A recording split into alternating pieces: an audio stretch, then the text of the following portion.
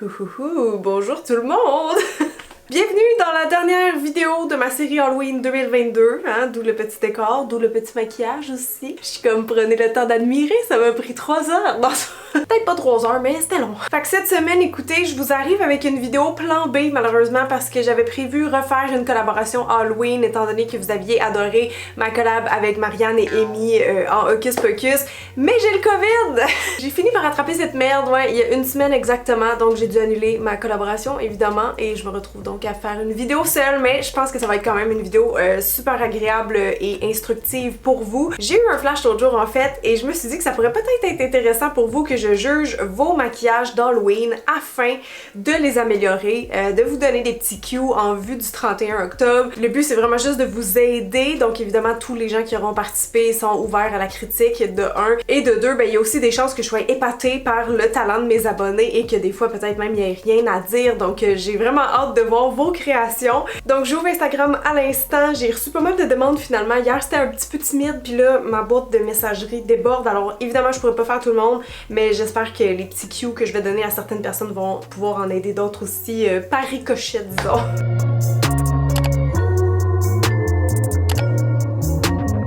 On va y aller ici en premier avec Calypso Diamond qui m'a envoyé une vidéo, pas parfait, mais j'ai aimé le faire. Oh! Donc Calypso, merci beaucoup pour ta photo. Il y a déjà quelques petits trucs qui me sautent aux yeux. Premièrement, bon, on comprend que c'est un look d'Halloween. On voit vraiment l'effort, je tiens à dire, jusqu'aux cheveux. Ça, c'est vraiment intéressant. Je crois que t'étais une espèce de poupée maléfique. Est-ce que je me trompe? Je vois que tu as utilisé probablement du latex ici pour faire un effet 3D. Ça, c'est toujours intéressant dans les maquillages d'Halloween. Ça ajoute toujours un petit côté wow. Par contre, je me questionne, vu que c'est une poupée de porcelaine, est-ce qu'en réalité, sa peau, elle serait, je sais pas comment l'expliquer, mais est-ce que c'est réaliste dans le concept qu'on veut aller? C'est-à-dire que tu aurais peut-être pu, par exemple, si ça te tente, pousser un peu plus le côté maquillage artistique, tu sais, que tu fais avec des fards crème ou des fards à l'eau. D'ailleurs, les fards à l'eau, je le répète souvent, c'est toujours plus clean comme résultat que les fards crème qui, je pense, ont été utilisés ici parce que ça donne un fini des fois qui peut être plus brouillon, étant donné que ça tient moins bien que les fards à l'eau. Tu sais, les fards crème, c'est vraiment plus comme du maquillage de théâtre, c'est pour faire des dégradés, des ombrages et tout ça, puis il faut absolument les poudrer. Donc il reste ça déjà au passage que je peux dire, mais c'est ça, j'aurais peut-être fait comme plus une espèce d'effet de cassure avec les fards à l'eau. Un effet presque d'illusion d'optique, tu sais, parce que là on parle d'une poupée de porcelaine et il pourrait quand même avoir du sang dans l'autre partie du visage sans problème. On dirait que cet effet-là, en fait 3D, je l'aurais plus vu dans un contexte de poupée, tu sais, une poupée avec du tissu, mettons. Parce que là, on aurait plus un effet 3D soutenu. On dirait que là, je serais plus allée dans un effet face paint, genre avec une illusion d'optique de c'est ça, porcelaine vraiment brisée. Puis juste un dernier conseil, là, le sang, j'ai l'impression qu'il a séché dans le visage. Puis du sang, c'est le fun quand c'est brillant, que c'est vraiment shiny. Fait que je serais allée en remettre une dernière couche, disons. Il y en a qui vont pas totalement sécher, en fait, qui vont rester glossy. Fait que ça va faire moins un effet, tu sais, papier mâché des fois qu'on peut avoir avec le latex. Fait que ouais, peut-être juste intensifier la couleur du sang, mettre ça un peu plus foncé que là, on est plus côté rouge, un petit peu orange. Fait que ouais, je mettrais plus comme de Bourgogne, plus de sang, puis là on aurait un bel effet gore. Mais sinon, bravo pour ta participation, merci beaucoup. Prochaine personne, oh, j'ai Rosalie ici qui me fait un petit mime et ma foi, la photo est de loin, mais ça m'a l'air parfait, j'ai rien à dire, tout me semble net. C'est propre, les couleurs sont bien contrastées, le fond de teint blanc est super bien réalisé. Pour vrai, vite de même, j'ai rien à dire. 10 sur 10.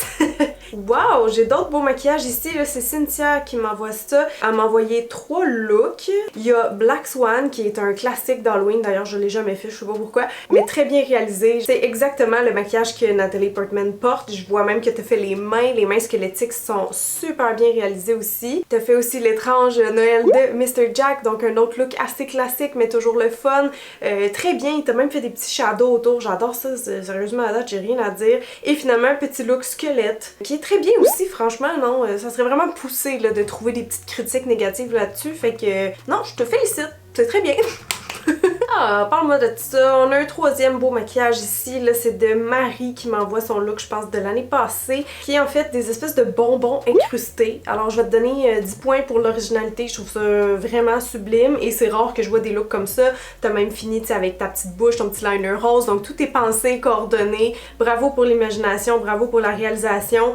J'ai pas grand-chose à dire. Je vois que t'as comme mis des bleus aussi un peu à travers tout ça. C'est bien. C'est genre des petits détails qui apportent du réalisme. Je pense juste que peut-être si je l'avais fait perso, j'aurais fait certaines des shapes des blessures plus en accord avec les shapes des bonbons pour faire vraiment un effet comme si c'est incrusté. Mettons celui sur l'épaule, on voit qu'il est plus large, plus carré que le bonbon qui est triangulaire. Fait que si on aurait voulu faire un effet plus 3D, plus réaliste, je pense que j'aurais plus suivi la même shape, mais c'est juste un détail. C'est vraiment juste une suggestion, là, c'est très bien comme ça aussi, fait que bravo! Ensuite de ça, j'ai Noémie qui m'a envoyé 2 looks et il y en a juste un que j'ai un petit truc à dire en fait, puis c'est d'un point de vue réalisme, ok? Parce que l'effet spéciaux comme tel, je veux dire la méthode, le résultat, la finition de la blessure, je la trouve super belle. Ça, il y a rien à dire pour moi. C'est juste que je me questionne, est-ce que par exemple une carte, ça se peut que ça rentre dans une joue puis que ça crée autant de dégâts? Je sais que ça a l'air niaiseux, mais je pense que des maquilleurs d'effets spéciaux au cinéma, c'est le genre de détails qui porterait attention. Et là, je sais pas si tu t'étais inspiré de ma photo d'Alice au Pays des Merveilles, je pense que j'ai fait l'année passée où j'avais 2 bouts de cartes là, de rentrer dans la peau. C'est juste que pour que la peau soit autant soulevée, parce que là on le voit pas beaucoup, c'est des mini détails, mais on dirait que c'est soit qu'il faudrait qu'elle soit plus parallèle au visage pour que ça soit venu comme scalper un peu la peau, soit si elle vient de cette trajectoire là puis qu'elle fait juste rentrer un petit peu, il y aurait pas autant de peau je pense qui touche à la carte, donc mettre moins de cire en fait sur la carte ou peu importe l'objet qu'on entre dans la peau, c'est ça, faut juste être comme conséquent en fait. Si c'est un gros item qui nous rentre dans la peau, oui là la peau va plus comme s'écarter puis revoler, mais là dans le cas d'une carte ça ferait plus comme une incision en fait, c'est ça que je veux dire. Donc c'est comme si t'es passé à l'étape supérieure en fait, t'as vraiment fait comme une belle grosse blessure FX, tu sais, tu serais super bonne je pense pour faire des brûlures, des affaires de même, mais là on a moins l'effet, c'est ça, comme coupé avec la carte, comme si je te lance une carte au visage puis que ça viendrait te fendre, tu sais, il y aurait moins de sang en réalité puis moins de peau retroussée, donc c'est le seul petit truc, parce qu'en cinéma, outre l'effet wow, l'effet impressionnant d'une blessure, je pense que le côté réaliste, l'histoire est vraiment importante aussi. Ok, la prochaine abonnée m'a envoyé plusieurs looks, donc je vais juste en sélectionner certains. Oh, je suis crampée, elle avait fait mon Kevin. Ça là, cette année-là, je l'ai tellement reçu, mais pour moi c'est un classique, genre il faut que la tradition du Kevin et de Nancy, sa mère, perdure dans le temps, genre s'il vous plaît. Don't let this chef-d'œuvre die, ok? Tellement drôle. Pour vrai, ça l'a super bien réussi, là. Les yeux sont extrêmement réalistes, l'effet est là, 10 sur 10 pour le Kevin. Sinon ici, on a un petit squelette avec différentes photos. Je vais juste regarder un peu pour mieux comprendre. Fait que les squelettes, évidemment, il y a 1001 façons de les interpréter. Là, c'est comme un demi-visage. Ça me fait penser à certaines photos Instagram que j'ai déjà vues passer. Je sais pas si l'idée, c'était de faire un peu, justement, les espèces de coulisses de fond de teint. Tu sais, comme on est à moitié humaine, à moitié squelette. Mais avoir l'espèce d'effet de dripping ici sur ta joue gauche, j'ai l'impression que c'est ça. Et si c'est ça, je me questionne à savoir en fait pourquoi il y a comme une espèce d'ombrage au milieu du visage. Je trouve que ton œil puis le relief que t'es venu faire, c'est vraiment beau. Le nez aussi, il est beau, les petits détails qu'il t'a mis sur la joue, ça fonctionne.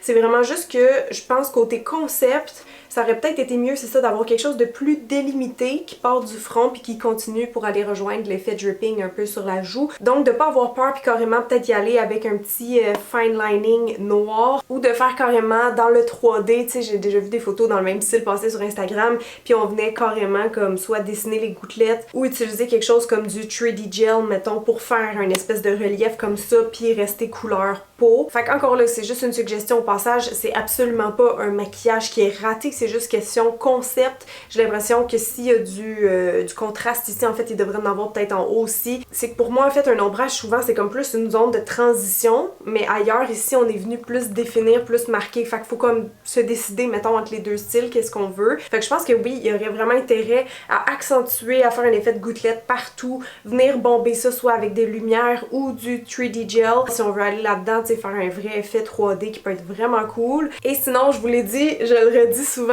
mais les fards crème, je les préfère pour faire des dégradés. Là, oui, ça peut être intéressant comme t'en as fait un peu proche de la bouche, mais sinon, pour avoir un beau blanc opaque, comme on veut souvent avec un squelette, dans ce cas-ci, je t'avoue, c'est pas... ça me choque pas, hein. C'est vraiment quelque chose que j'ai remarqué comme en second plan, mais des fois, je trouve qu'un beau squelette opaque, fait avec des fards à l'eau, ça nous donne tellement quelque chose de plus clean. On est quand même capable de venir faire des dégradés aussi avec les fards à l'eau, avec les éponges, juste pas avec les pinceaux par contre. Je vous montrerai un exemple que j'ai fait il y a longtemps, mais c'était fait avec des fards à l'eau parce que c'est ça, une fois que c'est placé, ça bouge pas, à part s'il pleut comme je dis, parce que les fards à l'eau, vous les activez avec de l'eau, mais ils s'en vont aussi avec de l'eau, c'est le seul inconvénient. Il existe aussi aussi les fards qu'on active avec de l'alcool 99%, mais ça c'est une autre affaire. Là, dans ce cas-ci, qu'on veut plus comme un face paint, plus style maquillage d'enfant, j'aurais peut-être préféré personnellement des fards à l'eau, mais je sais que les fards crème, c'est souvent ce que les gens trouvent en magasin. Alors je suis très consciente de ça, mais si vous en trouvez comme, même si c'est les Nazaru des fois, ou les Diamond FX, ils s'achètent en ligne, ils sont pas très chers. Ça dure une éternité, là, des fards à l'eau, là, je pense que ça expire même pas officiellement. Fait que investissez là-dedans, au moins pour le noir puis le blanc, là, moi c'est les deux fards à l'eau que j'utilise tout le temps le plus. Vous allez même pouvoir les utiliser en fait dans des petits looks beauté comme ça par la suite, fait que je vous encourage vraiment à essayer ça. Oh wow, je viens de recevoir une très belle photo, ben belle, attention là, c'était un maquillage gore, alors on s'entend sur le mot beau, mais non franchement c'est super réaliste, mais oh c'est vraiment fait, elle me dit prends soin de toi, merci, et continue ton job, c'est grâce à toi que j'ai découvert le maquillage et qu'il est devenu ma passion. Passe de bonne fête, une fidèle abonnée depuis novembre 2011, Colin, ça c'est quand j'ai commencé là. Et je pense même qu'elle a un compte, ah ok c'est pas dédié à ses maquillages, mais je vois qu'elle a un côté très artistique, ouais vraiment développé. C'est super beau, écoute, j'adore ton maquillage gore. Une des premières choses que j'ai vues en fait c'est comme le cartilage ici, là si on veut dans le cou, c'est vraiment réaliste. Et quand on parle de détails qui font toute la différence, il y a peut-être d'autres gens qui auraient juste comme mis un peu de cire, mis du sang and call it a day, mais là, ça nous donne vraiment une impression de profondeur, puis que la peau est tellement déchirée qu'on en voit les autres, tu sais, fait que c'est vraiment bien réussi. Puis ici, comme au niveau des clavicules, on voit vraiment le petit rebord de cire, je pense que t'as mis, pour faire, c'est ça, un effet plus profond, plus 3D, puis ça marche pour moi, écoute, j'ai pas, non, je pense que j'ai rien à dire pour ceci. Ça a l'air simple des fois, le maquillage gore, on pense que c'est juste de pitcher du sang, mais ça c'est un bon exemple pour moi de quelque chose qui a été fait à la maison par quelqu'un qui est pas maquilleur professionnel, mais qui s'est super bien débrouillé, fait que félicitations!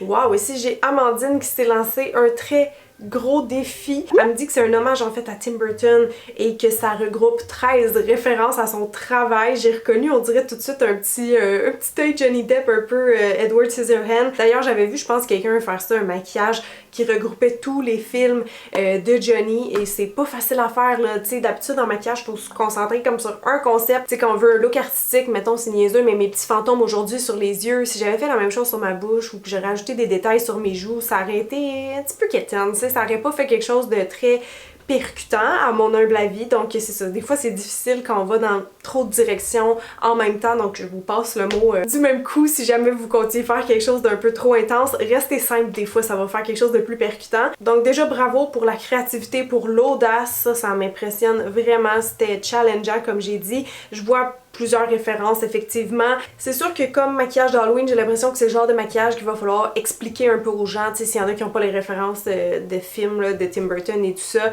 ça peut être un peu cacophonique en ce sens-là. Mais malgré tout, je trouve que toi ça marche, je sais pas, même si on sait pas c'est quoi, mettons, on trouve que ça a juste l'air d'un beau petit personnage très loufoque, fait que pour ça fonctionne. Ma seule critique, vous allez commencer à le savoir par cœur, mais là je zoome et je le vois sur le corps, je suis pas mal persuadée qu'encore une fois c'est fait avec des fards crème. Et si c'est pas fait avec des fards crème, j'ai l'impression que c'est fait avec des fards à l'eau, mais de basse qualité peut-être. C'est pas brouillon, hein, c'est juste que ça pourrait être encore mieux avec des fards à l'eau opaques. Genre Diamond FX. Je suis pas affiliée avec eux ou quoi que ce soit, c'est juste pour vrai souvent ce que je me sers, même dans des petits looks comme ça sur mes yeux. Fait que bref, ça serait pas mal ça ma seule critique, parce que là on tombe dans un look en fait body painting, et pour le body painting ça prend absolument des fards à l'eau. On peut pas faire ça avec des fards crème, ça va être trop messy, tout va fondre ensemble, ça tiendra pas, en tout cas. Fait que merci beaucoup pour ta participation, je vais aller à une prochaine abonnée. Ouh, j'ai plein de beaux looks ici de Naomi, et même si je clique sur son profil, je vois que, ah ben c'est ça, elle est maquilleuse. Je me disais soit elle est maquilleuse, soit elle est vraiment passionnée de ça. Ah ben en fait elle dit si je suis loin d'être une pro, c'est surtout pour m'amuser. Bon, dans tous les cas, c'est magnifique pour vrai, le petit éventail super cute, j'aime full genre ta couleur de blush, ton petit nez, l'œil éclaté, ça marche. Après ça on a une citrouille et une espèce de zombie ici, j'aime full les couleurs, encore une fois c'était vraiment super beau. Rien à dire pour le 1 puis le 3, franchement moi je trouve que ça passe haut la main. Le deuxième aussi ça fonctionne, je vais juste te donner 2-3 petits trucs pour comme encore plus s'améliorer. En fait le seul truc qui me chatouille un peu l'œil,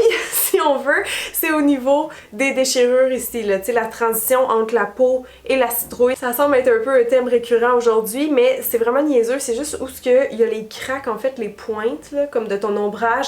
L'ombrage ne suit pas, il reste large et un petit peu longiligne, tandis qu'il devrait suivre la curve. Donc déjà ça, tu vas voir avec mon exemple Photoshop fait vite, déjà ça, je crois que ça va juste ajouter un petit peu plus de réalisme. Et deuxième truc, je vois que tu as fait des highlights highlight du côté de ta peau, ce qui fait du sens pour moi, mais je te conseillerais aussi d'en ajouter ailleurs, juste pour que ce soit plus harmonieux, plus complet, plus fini, puis aussi plus 3D. Fait que du blanc avec un très petit pinceau fin, t'aurais pu en ajouter comme sur le pourtour, mettons, de la bouche, un petit highlight pour venir souligner aussi le nez, tu sais, vraiment juste à côté, là. Même chose autour de l'œil si tu veux, évidemment pas dans l'œil parce que là c'est comme une cavité, donc il faut que ce soit noir à 100% comme t'as fait, mais un peu de blanc autour, ça peut vraiment venir faire popper un peu ces contours-là que t'as découpés dans ta citrouille si tu veux. Je te conseillerais aussi d'en mettre, pas avec un pinceau puis un fard à l'eau cette fois-ci, mais plutôt une ombre à paupières blanches, d'en mettre un petit peu avec un pinceau genre estompeur entre tes rayures de citrouille, juste au centre.